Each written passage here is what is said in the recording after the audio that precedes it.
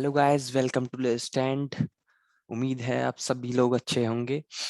Friends, आज मैं एक ऐसे टॉपिक पे डिस्कशन करने जा रहा हूं जो कि बहुत इम्पोर्टेंट है हमारे एग्जाम पॉइंट ऑफ व्यू से, चाहे वो जुडिशरी हो या फिर हमारी यूनिवर्सिटी की एग्जाम हो। And that is dying declaration. तो चलिए स्टार्ट करते हैं।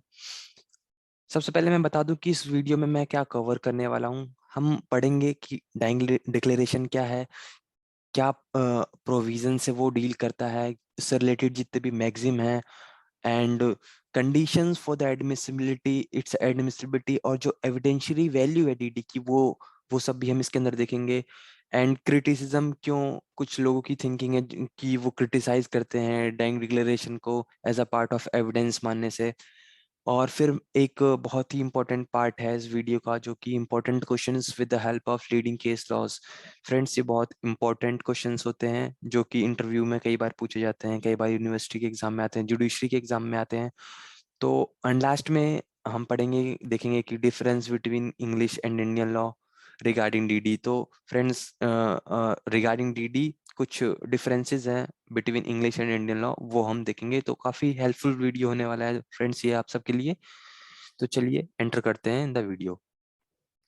तो फ्रेंड, जो टर्म डाइंग डिक्लेरेशन है वो कहीं भी डिफाइंड नहीं है हमारे पास under the Indian evidence act. But जो सेक्शन 32 उसका प्रोवाइजो 1 इनडायरेक्टली बात करता है डाइंग डिक्लेरेशन के बारे में। तो ये तो सारी लैंग्वेजेस हैं as a bare act. But in simple words we can say कि जो डाइंग डिक्लेरेशन होती है वो स्टेटमेंट होती है उस बंदे की जो अपनी लाइफ की एंड स्टेज पे है, और वो स्टेटमेंट देने के बाद उसकी डेथ हो जाएगी।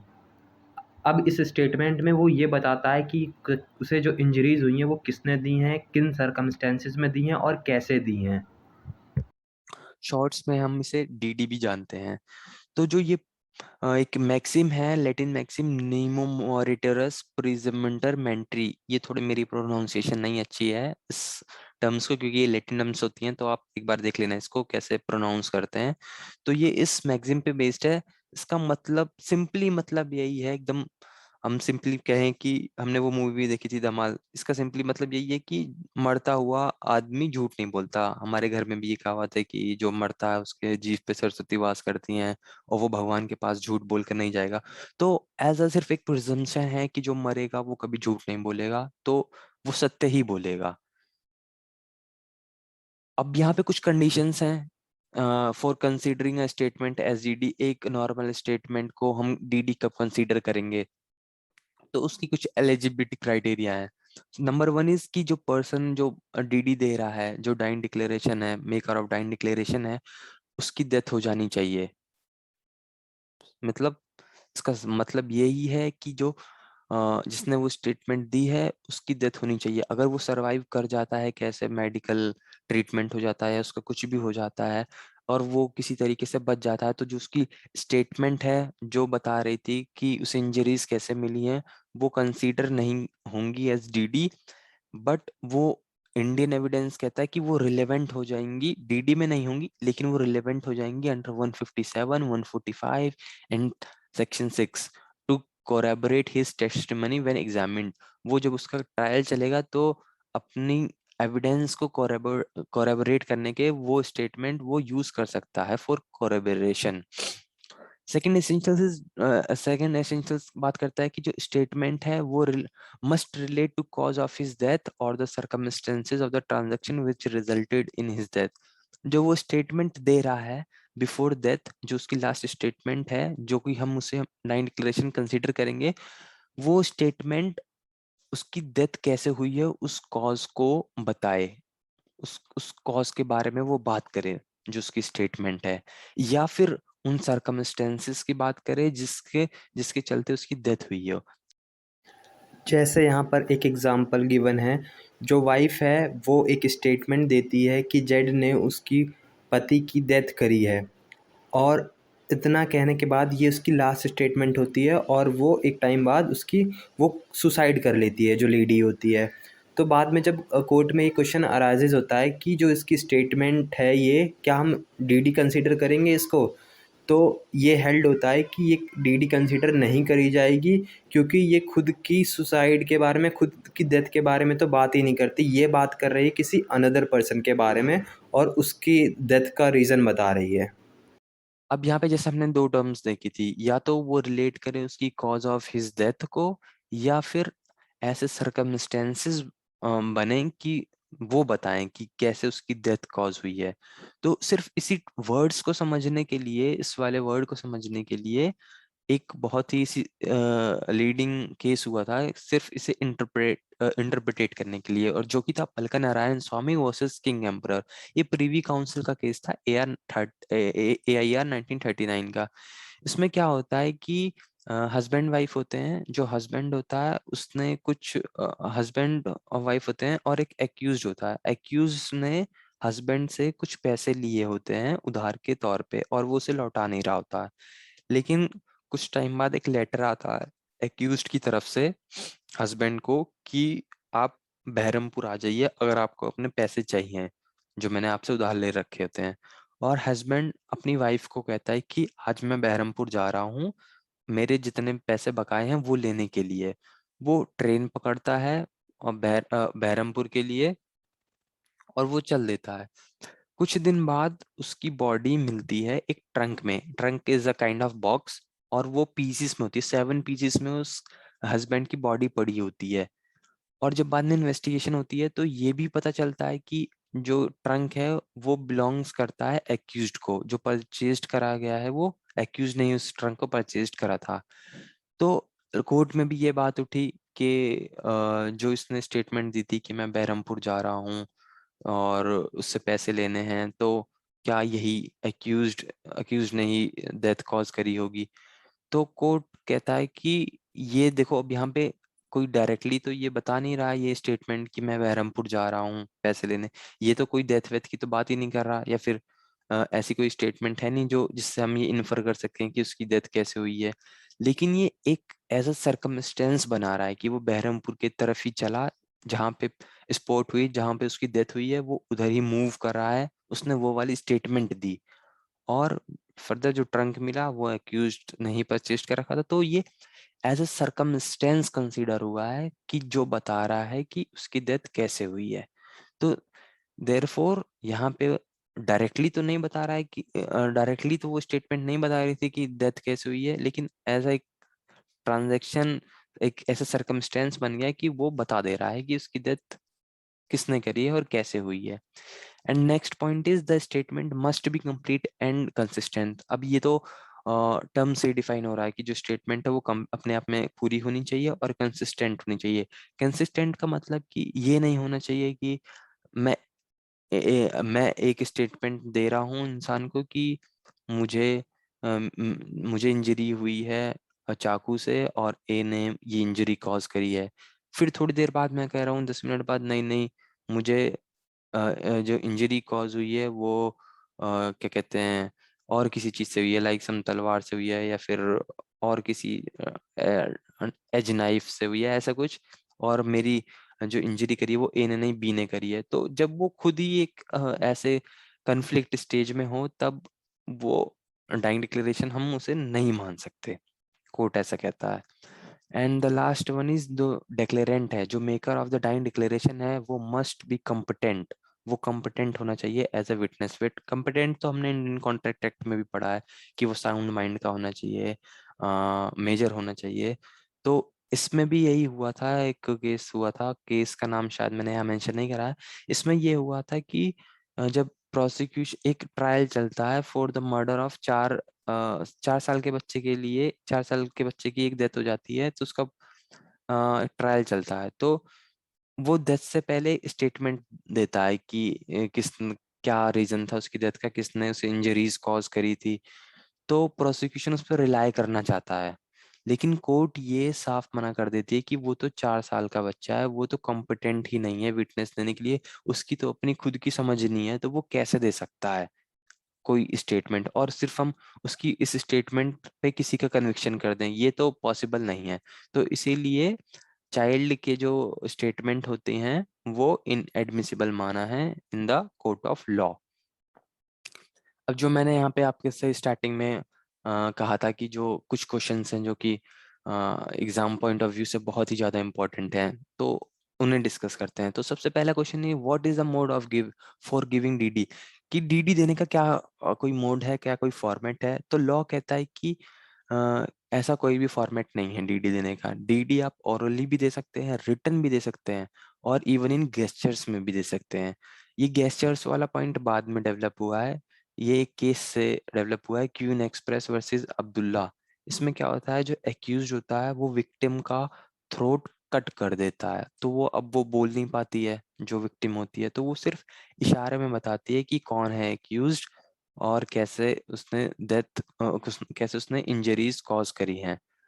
तो अब इस चीज को कोर्ट रिलेवेंट मानता है, और ये हेल्ड करता है कि अगर गेस्चर में भी दिया गया हो डीडी तो भी वो रिलेवेंट होता है। Next question is whether DD can be used as a sole basis for conviction. क्या डीडी अपने आप में सफिशिएंट है फॉर कन्विक्शन ऑफ एक्यूज्ड? अगर हमारे पास कोई एविडेंस नहीं है कोरबोरेशन के लिए, बस एक मात्र डीडी ही है, तो क्या वो सफिशिएंट है कन्विक्शन के लिए? तो बिफोर 1958 कोर्ट की अपनी अलग मत था। कोर्ट कहती थी कि ये सेफ नहीं है। अगर हमारे पास सिर्फ डीडी है और डीडी के बिहाफ पे किसी पर्सन को कन्विक्ट कर देना, ये सेफ नहीं होता। अब सेफ क्यों नहीं होता, ऐसा क्यों मानती है, वो हम मैं लास्ट में बताऊंगा कि वो क्रिटिसिज्म है उसके कुछ। लेकिन आफ्टर 1958 ये केस आता है Kushal Rao versus state of Bombay. इसमें सुप्रीम कोर्ट अपना ये व्यू चेंज करती है और कहती है कि कोई एब्सोल्यूट रूल ऑफ लॉ नहीं है कि डीडी को कोरबोरेशन चाहिए ही चाहिए।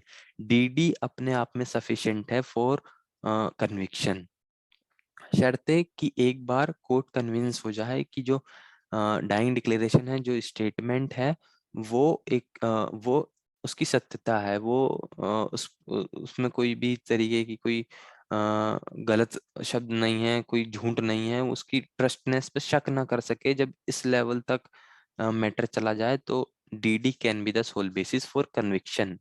तो हम सिंपली में कह सकते हैं ये डिस्क्रिशन है, अगर कोर्ट सेटिस्फाई हो जाती है तो वो मान लेगी सोल बेसिस फॉर कन्विक्शन, और अगर नहीं होती है तो नहीं मानेगी, depends on case to case. और यही सेम चीज होती है upheld in PV Radhakrishna versus state of Karnataka. Now the third question is whether DD made to police officer is admissible। बहुत बारी क्वेश्चन आता है कि जो पुलिस ऑफिसर के सामने अगर कोई स्टेटमेंट देता है कि उसे कैसे इंजरीज मिली, क्या वो एडमिसिबल हो जाएंगी? तो एक केस होता है स्टेट ऑफ कर्नाटका वर्सेस शरीफ का। तो इसमें क्या होता है, जो विक्टिम होता है, जो डिसीज होता है, वो कुछ स्टेटमेंट देता है बिफोर एएसआई। तो ये सुप्रीम कोर्ट कहती है कि कोई ऐसा रूल नहीं है कि सिर्फ इसी इंडिविजुअल के सामने, जैसे मजिस्ट्रेट के सामने ही आपको डीडी देनी है। स्टेटमेंट आप किसी भी इंडिविजुअल के सामने दे सकते हैं, चाहे आपका रिलेटिव हो, पुलिस ऑफिसर हो, मजिस्ट्रेट हो, डॉक्टर हो। लेकिन जनरल रूल यही है कि जो मजिस्ट्रेट और अगर डॉक्टर के सामने अगर आप स्टेटमेंट देते हैं, नाइन डिक्लेरेशन देते हैं, तो उसकी थोड़ी रिलायबिलिटी ज्यादा होती है।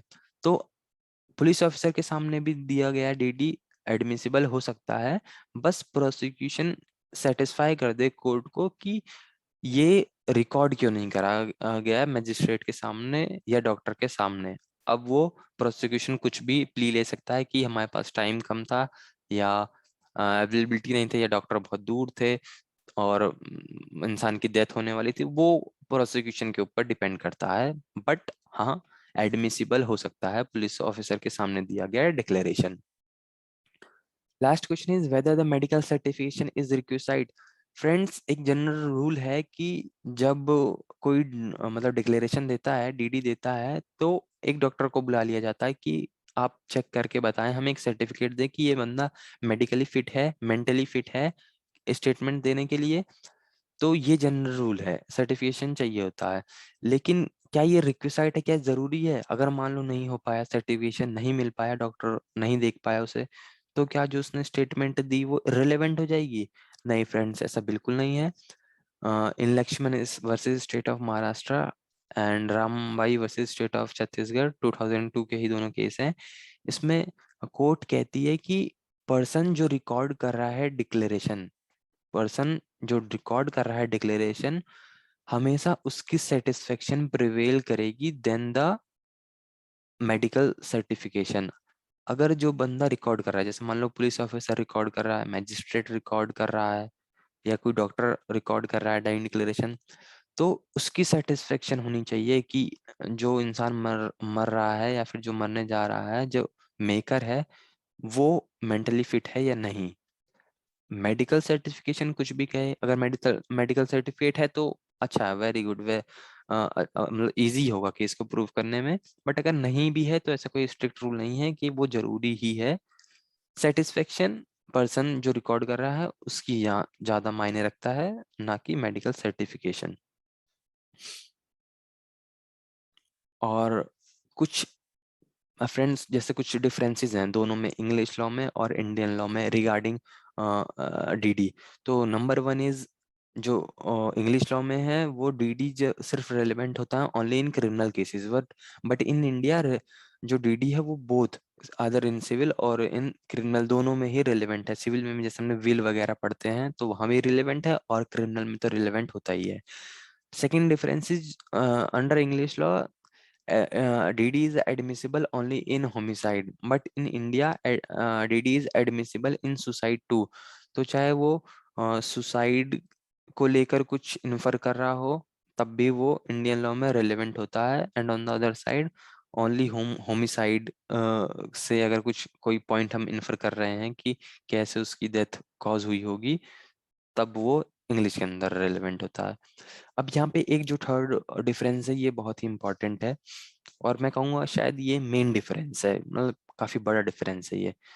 तो इंग्लिश लॉ कहता है कि जो डिक्लेरेंट है, जो डीडी का मेकर है, वो उसे एक्सपेक्टेशन हो डेथ की, कि वो उसकी डेथ होने जा रही है, और ये एक्सपेक्टेशन इंग्लिश लॉ में नेसेसरी होती है।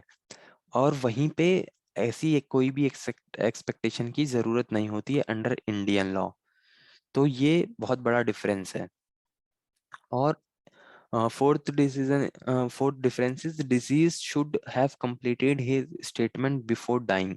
और इंडियन लॉ में ऐसा कुछ जरूरी नहीं है। हाफ स्टेटमेंट भी, अगर जैसे डिक्लेरेंट है जो डीडी मेकर है, अगर उसने पूरी स्टोरी बता दी है कि कैसे उसे इंजरी कॉज करी है, क्या रीजन था, उसके इन लॉज थे जिम्मेदार, कौन जिम्मेदार था, उसने पूरी नरेट कर दी स्टोरी, और लास्ट क्वेश्चन का आंसर देने से पहले उसकी डेथ हो गई, तब भी उसकी रेलेवेंट, उसकी जो स्टेटमेंट है वो डाइंग डिक्लेरेशन में कंसीडर होगी, और वो कोर्ट ऑफ लॉ में हम यूज भी कर सकते हैं।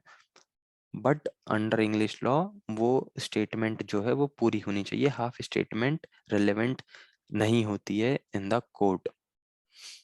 अब जो मैं क्रिटिसिज्म की बात कर रहा था स्टार्टिंग में कि क्यों क्रिटिसाइज करते हैं, और क्यों बिफोर 1958 से पहले सुप्रीम कोर्ट का या कोर्ट्स का ये अलग व्यू था कि हम merely on the basis of dying declaration किसी भी पर्सन्स को कन्विक्ट नहीं कर सकते। वो यही रीजन थे कि हमने पढ़ा है सेक्शन 60 में कि जो जितने भी ऑरल एविडेंस होते हैं वो डायरेक्ट होने चाहिए, और जो हियर से एविडेंस होते हैं वो एडमिसिबल नहीं है in the court of law. तो डीडी एज डीडी जो है वो हियर से एविडेंस है, तो देखा जाए तो जनरल रूल के अगेंस्ट है, बट इट्स एन एक्सेप्शन। अब ये हियर्स एविडेंस है तो हम इसकी वेरासिटी तो हम चेक नहीं कर सकते, क्योंकि अगर इंसान ही नहीं है तो हम उसको क्रॉस एग्जामिनेशन कैसे करेंगे, उसका क्रॉस एग्जामिनेशन कैसे करेंगे, उसकी वेरासिटी, इसकी स्टेटमेंट की वेरासिटी का पता कैसे लगाएंगे। अगर वो जिंदा होता तो हम क्रॉस एग्जामिनेशन से पता लगा सकते थे, लेकिन अब जब उसकी डेथ ही हो गई है तो हम उसको क्रॉस एग्जामिन कैसे कर सकते हैं। दो सेकेंड क्रिटिसिज्म इज कि जो मेकर है, ऐसी चांसेस हैं कि वो मेंटली और फिजिकली फिट ना हो जिस टाइम वो डीडी दे रहा हो, जिस टाइम वो स्टेटमेंट दे रहा हो वो मेंटली और फिजिकली फिट ही ना हो। थर्ड क्रिटिसिज्म है कि ये कई बार ही होता है, ये प्रिवेलिंग है इंडिया में भी, जो इंडिविजुअल है वो क्या करता है, वो इसको अपनी लास्ट अपॉर्चुनिटी समझता है कि सारे जितने भी उसके दुश्मन हैं उन सबको फंसाने के लिए वो झूठा नाम अब लगा देता है कि इस ABCD पर्सन, इन्होंने मुझे इंजरीज दी जिनकी वजह से मतलब कि डेथ हो जाएगी उसके बाद तो वो बताएगा नहीं, डेथ से पहले ही बताएगा कि इन्होंने मुझे मारा है, मेरे सर पे चोट आई है वगैरह, जो भी बताए वो अपने सारे एनिमीज को फंसा के जाता है। तो ये थे इसके कुछ क्रिटिसिज्म। आई होप ये वीडियो आप लोग को पसंद आई है, और अगर आपको इससे रिगार्डिंग और इलस्ट्रेशन चाहिए और उन पे बेस्ड कुछ क्वेश्चन चाहिए तो सब्सक्राइब करें मेरा YouTube channel, that is lost lost stand. Thank you everyone.